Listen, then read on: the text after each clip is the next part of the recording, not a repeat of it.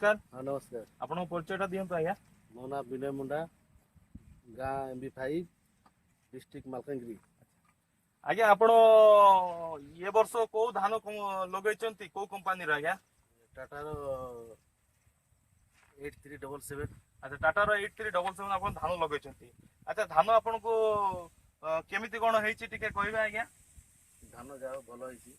अच्छा एतिरे आज्ञा रोग पोक बीमार केमिति कोन लागिछि कोन हेछि आपण?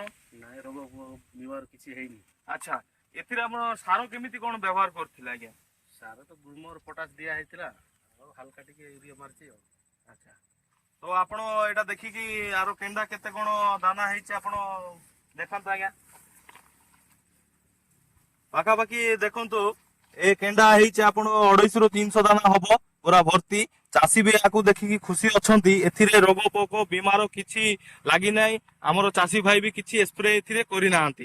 तो आपण ए धान देखिकी अलगा चासी भाई उनको कोन कहिबे? आपनकर कोन वार्ता अलगा चासी भाई माननको? अलगा चासी को कहवा कथा जे तमे भी करो एंती धान जाओ किछि लाभवान हेबे।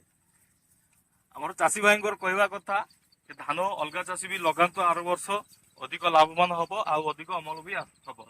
अच्छा ठीक अछि आज्ञा, रहउछे, नमस्कार। नमस्कार।